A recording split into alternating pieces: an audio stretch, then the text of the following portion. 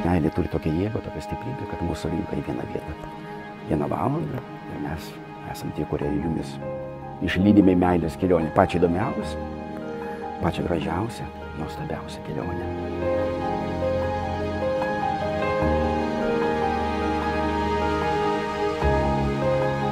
Šiandien buvo pats trumpiausias pakvietimas. Eime drauge. Eime į mūsų ateitį, mūsų viziją, mūsų perspektyvą. Ten, kur mes norėjome, kur mes svajojame, kur planavom.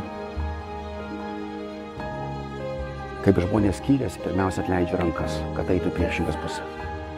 Šiandien jūs padarėte atvirkščiai, padavėte ranką ir sako, mes einame viena kryptimi, einame mes į mūsų meilės kelionę. Rankos padavimas taip pat yra ženklas, kad jeigu toje kelionėje mano mylimasis žmogus sustotų ar sukluptų, aš būsiu pats pirmasis, kuris tą ranką ištiesiu, atleidžiančią, dovanojančią, apkabinančią. Sunkiausia gyvenime yra, kai tave supa minė žmonių arba minė draugų, bet nėra to žmogaus, kuris tą ranką ištiestų. Ir tave apkabintų, tave prikeltų, tave padrąsintų.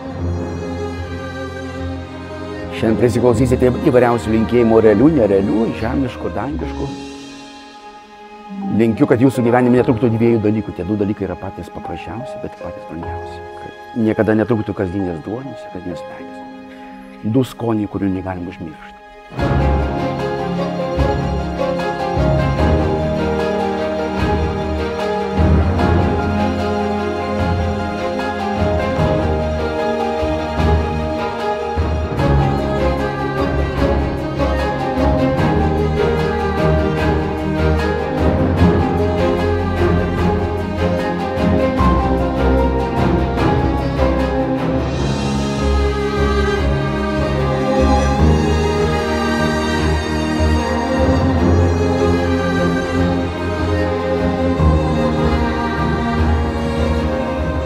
Kasdienė duona ir meilė.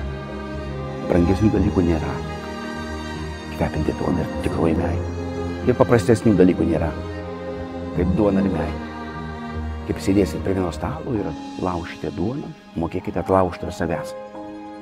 Neišdalinkite savęs per vieną dieną. Tai yra pats lengviausias dalykas. Dalinkite save kasdieną. Po mažo trupinėlį, bet kasdien.